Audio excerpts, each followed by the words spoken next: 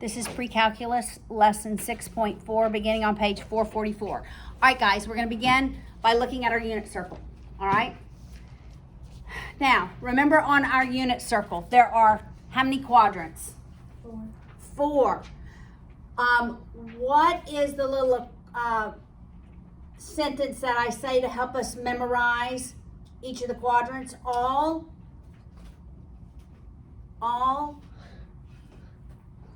students take no calculus.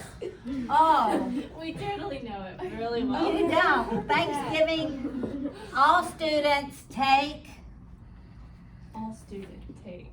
I know. Students take calculus,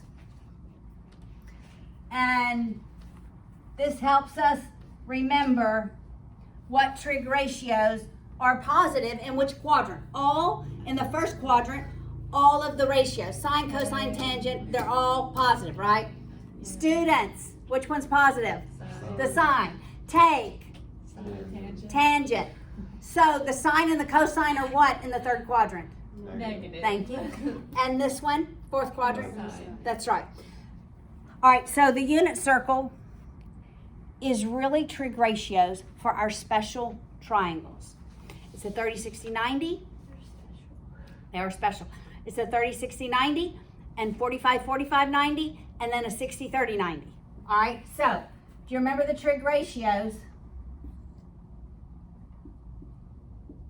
If I have a 30, 60, 90, what are my sides? The side opposite 30 is? Square root of 3. No, opposite Oh, 31. There we go. Sorry. Opposite 60 now. Is square root of 3. And then the hypotenuse. 2. Okay, so if I have a 30-degree angle here, look at your unit circle. At 0, you have 1, 0. Okay, they always your trig ratios come in cosine sine. So cosine sine. Cosine really identifies with your x coordinate, sine with your y coordinate. All right, that will also be important when you get to physics. Also, when you rotate, right? When you're doing rotational force, like I told y'all this, like when you're doing, when you're unscrewing something, right?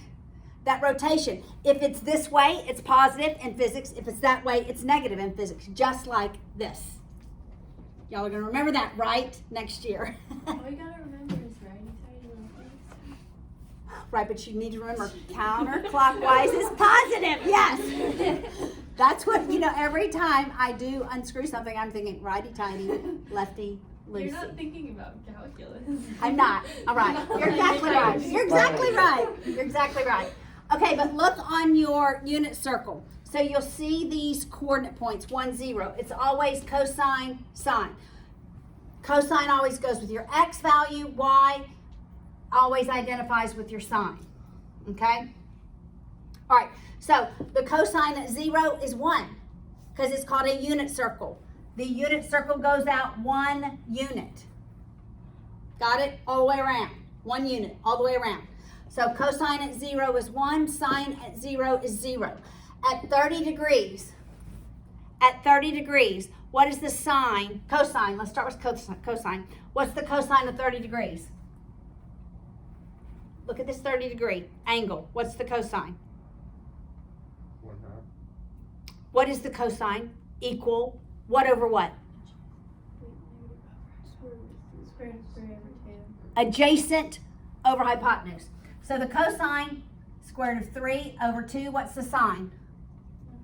1/2. All right, next we go to a 45, 45, 90. Notice how I just wrote this down here. And we'll write the radians in just a minute. God bless you. All right, what is the Pythagorean triplet for a 45, 45, 90? 1 square root of 2. Okay, what is the cosine of 45 degrees? 1 over square root of 2. 1 over square root of 2, okay? Do we leave an irrational value in the denominator? What do we do? Multiply it by the Multiply it by what? reciprocal. Not the reciprocal. Square root of 2. Square root of 2 over square root of 2. Why? Because the rule is I can only multiply an expression by what's equivalent to 1. Oh, okay. Right? All right, so what is 1 over square root of 2 times square root of 2 over square root of 2? Square root of 2 over 2. That's right, square root of 2 over 2. Okay, what is the sign? Square root of 2 over 2. Exactly, they're the same. Square root of 2 over 2. Why? Because the legs are equal. Yay. All right? Now, what about a 60, 30, 90? All right, so now we have 1, square root of 3, 2. All right, now this is my 45-degree angle. Now we're going to go to the 60-degree angle. What is the cosine of that 60-degree angle? 1 over 2. 1 over 2. What is the sign? Say it. Not, sorry. Over 2. Square root of 3 over 2. Okay, look at this. This is the same in every quadrant. So I want you to look. This is 1, 0. What's over here? Negative 1, 0. Negative 1, 0. When you go from that negative x-axis up 1, okay, first of all, second quadrant, what's going to be positive? The Sine. What's going to be negative? cosine. Okay, cosine sine, CS. It's in alphabetical order if you forget it, right? These are in alphabetical order. So cosine sine. Now my cosine's going to be negative. Negative square root of 3 over 2. My sine's going to be positive. That's 30 degrees from that 180. Got it? You see that? Mm-hmm. So what is this 45 degree from that 180 going to be? Same trig ratios, but what's going to be positive? The sine. So we're going to have negative square root of 2 over 2, square root of 2 over 2.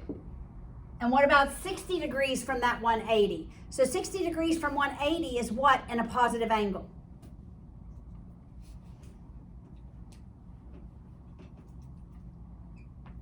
$60 degrees up this way. Rotate it. When I'm rotating clockwise, I'm rotating negative. So 60 degrees in a negative from 180 is how many degrees? Positive. 120. Okay, very good. All right, so what is this trig ratio? Negative 1/2 That's right, negative 1/2. and square root of 3 over 2. That's correct. Okay, so look what happens, the cosine. We go from 1, 3, 2, 1. What is the trig ratio here? The cosine is 0, 0, the sine is 1. All right, so look what happens. We go from 1, 3, 2, 1, 0. And you know the 2 in the middle are radicals. Okay, so it's easy to memorize. How many trig ratios do we have other than at the axes? All right, we have 1, 2, 3. Square root of 3 over 2, 1/2, square root of 2 over 2. That's it. So if I were on a test and I were guessing, I would guess those. I would choose between those 3, right? Unless it were 0, 180, 90, or 270, right? I did that kind of backwards, right? Otherwise, I guess 0, 1, or negative 1. Got it? Yes. Okay. All right, so what does the cosine do? It starts at 1. It actually gets smaller. 1, square root of 3, square root of 2, 1, 0. It actually gets smaller. So we're going to see that graphically. So it starts at 1 and it gets smaller.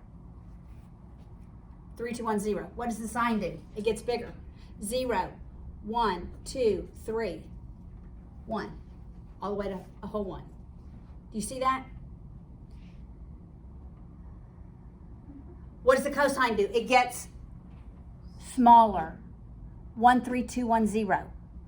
What does the sine do? It starts at 0 and it gets bigger. 0, 1, 2, 3, 1. And you just know that 3 and 2, all of these are over 2, right?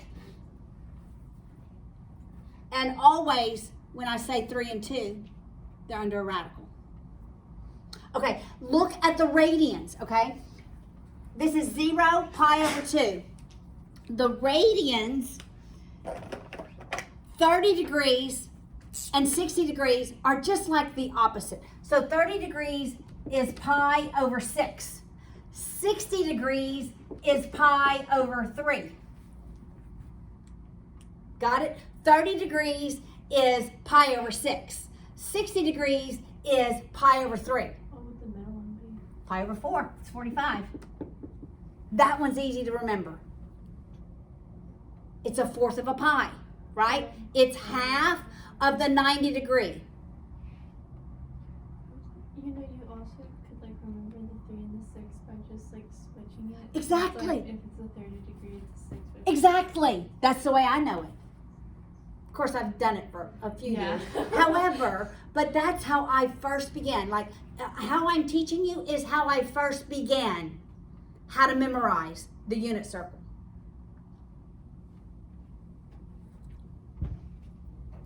All right. So now let's work through some of our problems. All right, on page 444.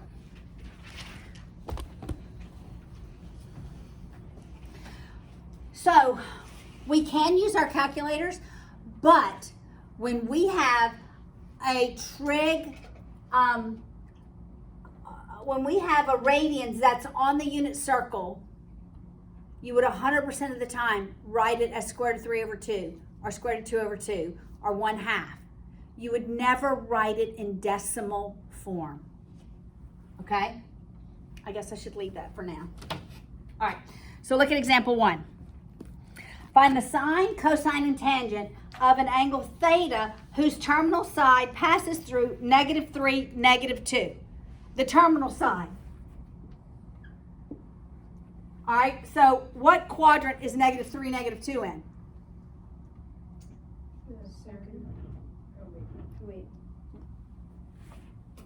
Second or third? It would be this third. Third. So that's the terminal. So it goes all the way here, and -3 is my x value, -2 is my y value. All right, it's always important to draw it. All right, so that we can know it's in the third quadrant, what's positive, what's going to be negative.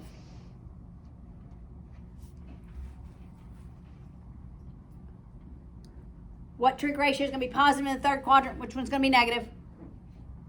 All students take. Come on, quickly. Tan's going to be? Positive. Sine, cosine going to be? Negative. Okay. So, how do I find the sine, cosine? This is theta.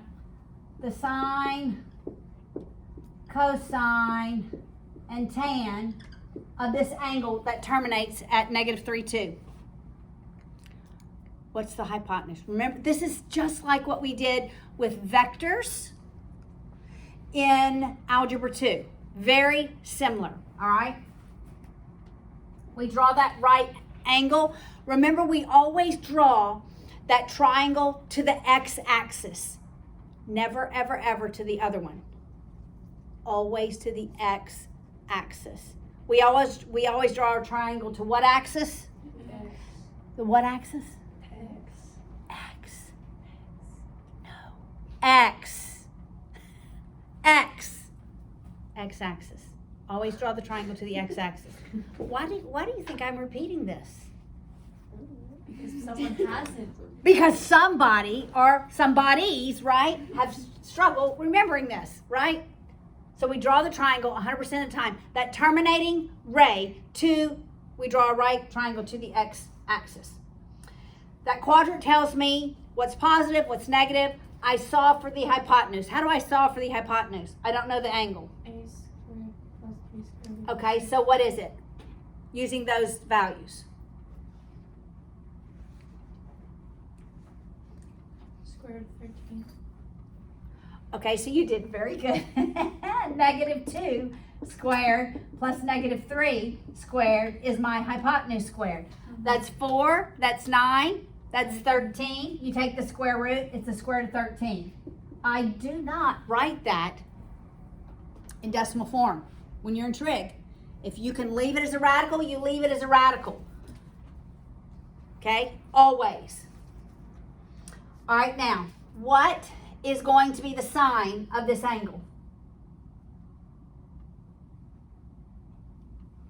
Remember, we always look at the angle from here in the triangle. -2 over square root of 13. Yes?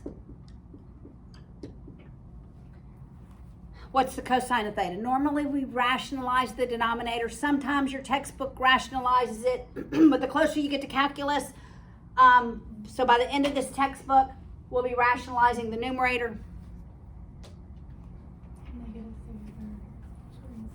-3 -3 square root of 13. What's the tan? -2 over -3. Which is 2/3. 2/3, right? Did you expect the tangent to be positive in this quadrant? No. Yes. Sorry. Yes, we did. Yes, we did. Okay, I'm glad we did. All right, let's move on to example 2 on page 448. So now we're going to find the exact values. I'm going to erase this because, well, you have it right in front of you, don't you? Okay, I want y'all to look at me and not at your unit circle. That would be a good little test, just to hand you a blank one. Good little quiz, huh? That's not what you're thinking? Do that. Yeah, it's not that bad. I think we know it. You do? No. Okay. I do have blank ones, and I can test that knowledge. Okay.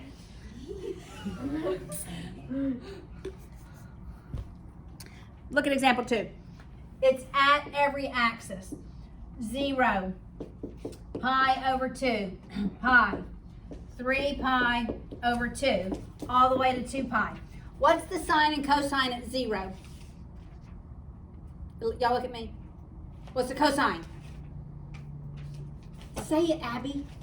Yes, yes. 1. What's the sine? 0. Okay.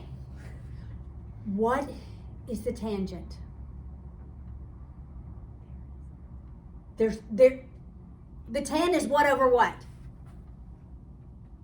Opposite of our Okay, in terms of sine and cosine. Say it, Eiley. What is it? Oh, it's cosine over sine. No. Sine over cosine. Sine over cosine. We The have to say tan, that. that's right. That's the trig identity. The tangent is sine over cosine. So it would be 1 over 0. No, remember this is in alphabetical order. Alphabetical, 0 over CS, 1. 0 over 1, which is, 0. that's right. 0 over 1 is 0. So the tan at 0 and at 2 pi is 0. Okay, thinking of a unit circle, cosine, sine. Sine deals with the y-axis. Now we're on the y-axis. If I go up 1 here, what's my x value on the y-axis? Say it, Virginia. 0. 0. What is my y value, Virginia? 1. Cosine, sine. Cosine, sine. X, y. Lock it in your brain, right? Okay, Lydia. You got this. What? I really believe you do. She's like, Even though you don't. I have no doubt. Remember, that is what we talked about first thing. Okay. What is the tangent of pi over 2?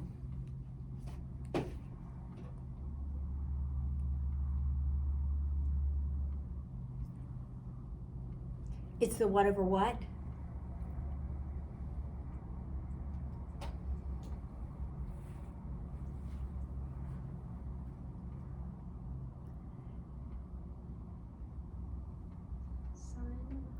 Yes.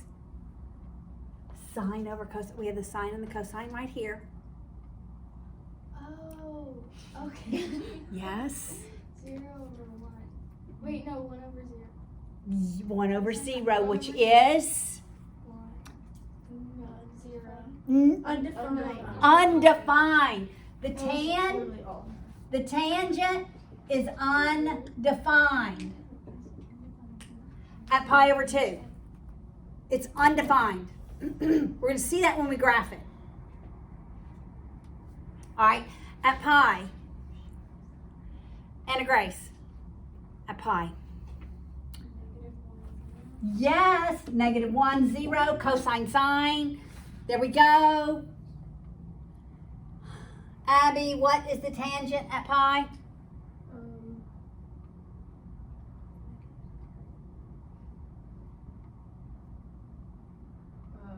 0. 0. I don't know why I did that. Tan is 0. We'll just write that. Tan of pi I should have written. God bless you. All right, at 3/2 pi, what is the cosine sine? 0, -1. What's the tan? Tan is undefined. So the tangent is undefined at pi over 2, and the tan is undefined at 3 pi over 2. And then here it's 0. In fact, the tan is undefined at every odd half of pi. So pi over 2, 3 pi over 2, 5 pi over 2, 7 pi over 2, -3 pi over 2, -5 pi over 2, -7 pi. Every odd half pi. Odd half pi. Are you following what I say? That's kind of weird to say, isn't it? Odd half pi. That means odd number over half pi. It's undefined. Okay? Always undefined. Okay. The next part of this lesson deals with reference angles. The reason I teach the unit circle early and often is because this first quadrant we're going to use for our reference angles. Remember, it goes, the 30-degree is how many pi's? Pi over 6. Good job. The 30-degree angle is pi over 6. Okay, that was so weak. The 30-degree angle was pi over 6. Thank you. Okay, the 45-degree angle was pi over 4. Excellent. And the 60-degree angle was Pi over 3. Good job. Okay, cosine starts with 1. Look at me. What's the next trig ratio?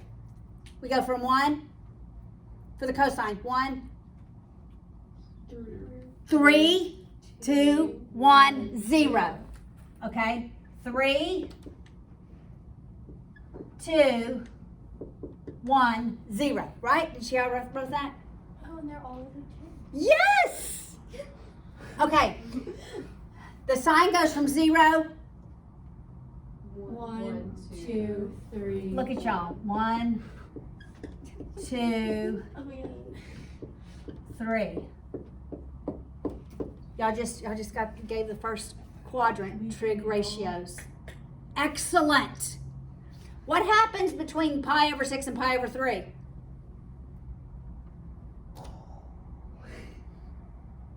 They just swap. That's cool. It is cool. We're always going to use trig ratios in this first quadrant as a reference angle for any other quadrant. All right, so now let's do something. What if I'm asking, look at example 3, page 450. 3 pi over 4. Remembering all students take calculus. Okay, which quadrant is 3 pi over 4 in?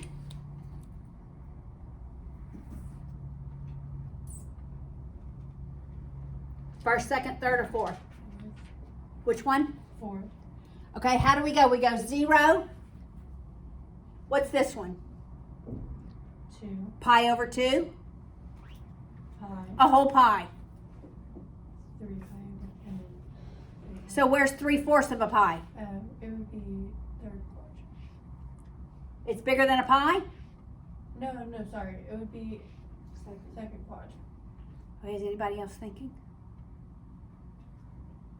So 3 pi over 4 would be in the second quadrant. We're always going to look at our x-axis and figure out how far is this angle from our x-axis. How far is it? How far is 3/4 pi from a whole pi? 40. Okay, talk radians to me, not degrees. Wait, it's negative pi over 4? It's pi over 4. Okay. Do you see that? From pi to 3/4 pi, we need 1/4 of a pi to get there. You get it? Or we can say from 3/4 pi to pi, we need 1/4 of a pi. What trig ratio am I going to use? The pi over 4s. You got it? Cool. It is, isn't it? Okay, so what are my trig ratios here? What's the cosine? Cosine goes first. Cosine goes with x. What is cosine? Negative square root of 2. You remembered. The cosine of 3 pi over 4 is negative square root of 2 over 2. Why did you say negative, Natalie? Because it's in the second quadrant. That is exactly right. It's in the second quadrant. All right, Abby, what's the sine of 3 pi over 4? Positive 2 over 2? Well, let's say square root of 2. Yeah, sorry. Yeah, I knew that's what you meant. Okay. Now, Virginia, what is the tangent? Tan equals what over what? Yes. So what is the tangent of 3 pi over 4?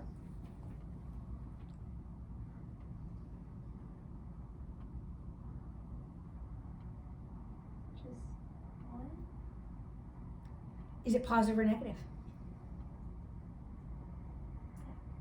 Negative. Why do you say it's negative? Because only the sign is positive in that one. That's correct. So it's the sine over the cosine, square root of 2 over 2, over negative square root of 2 over 2. Anything over itself is 1. Got it? So at every 1/4 of a pi, well, from the x-axis, every 1/4 from the x-axis, the tan is going to be plus or minus 1. And wait, how did you get that it was pi over 4? Like the angle was Okay. pi over 4. All right, so we knew we went 3/4 pi, and it's a positive angle, so it rotates counterclockwise. We knew it was in this quadrant because it's between half a pi and a whole pi. Okay. So how far do I need to get from 3/4 of a pi to pi? Oh, you need a pi. I need 1/4. Yeah. Okay. And when I get how far this is from the x-axis, I go to my first quadrant and the reference angles, but I engage my brain in saying, what quadrant am I in? What's positive? What's negative? Okay. Got it? Bryce, you with us? Okay, what about 4/3 pi? Where's 4/3 pi? What quadrant? Bryce, you help me. 4/3 pi.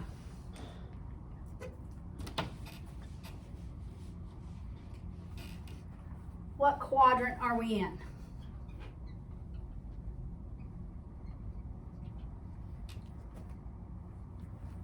How would you be able to tell? Okay, look, we go 0, a half a pi, a whole pi, 1 1/2, all the way to 2. What is it? What is that number in between? Is it between 0 and a half a pi? I don't think so. Would it be in a 4th?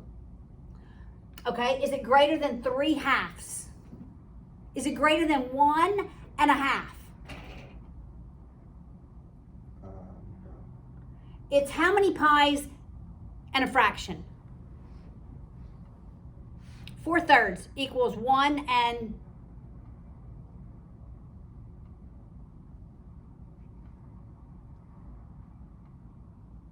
1 1 1/3 pi. That's correct. Okay, 1 1/3. Where is it in what quadrant? In a 3rd. It's in the third quadrant. All right, so this is 4 pi over 3. Which axis do I always want to look at? The x. How far is this from the x-axis?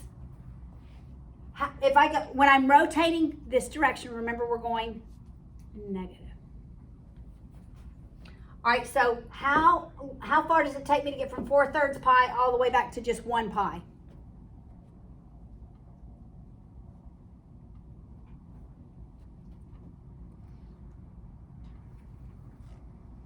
One third. That's correct, 1/3 pi. So pi over 3. I'm in the third quadrant. What's going to be positive? What's going to be negative? Would you not do negative pi over 3? Yes, yes, yes, because we're rotating that way. But when I get, okay, so what's positive, what's negative, Emma? Third quadrant, Both the sine and the cosine are negative. and the tangents Positive. positive, okay.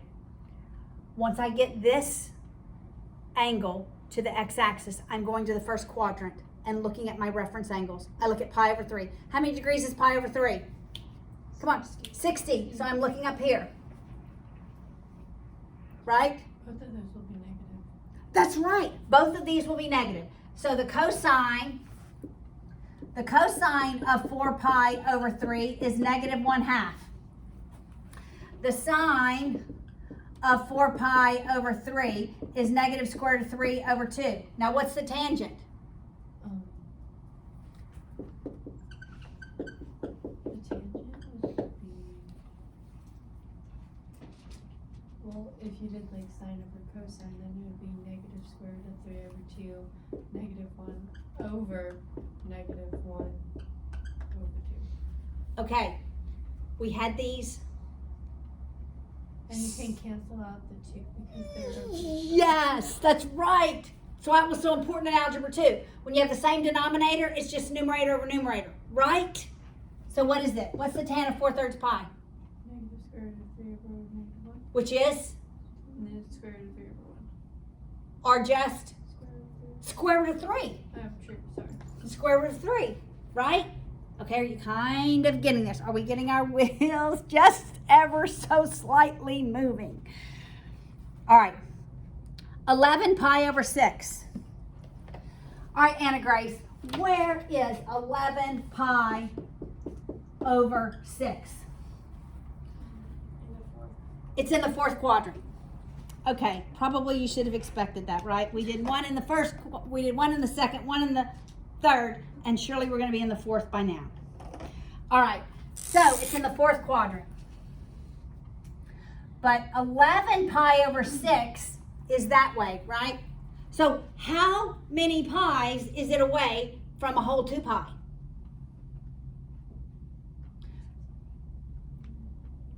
1/6. Yes, yes.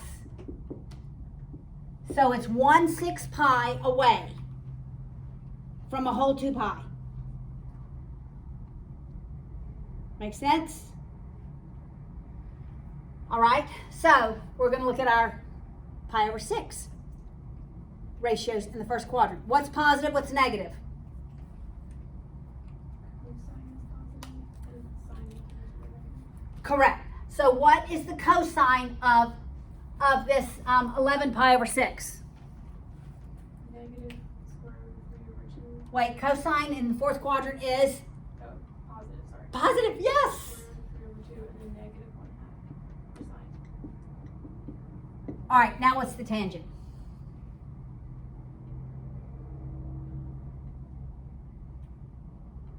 Negative 1/2 over square root of, I guess negative 1 over square root of 3. Yes. It would have been negative 1 over square root of 3. But we're not going to leave that radical in the denominator here.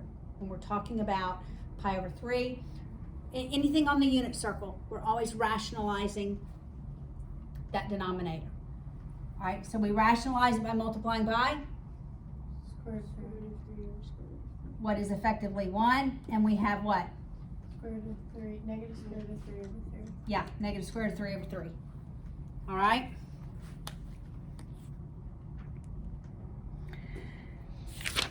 All right.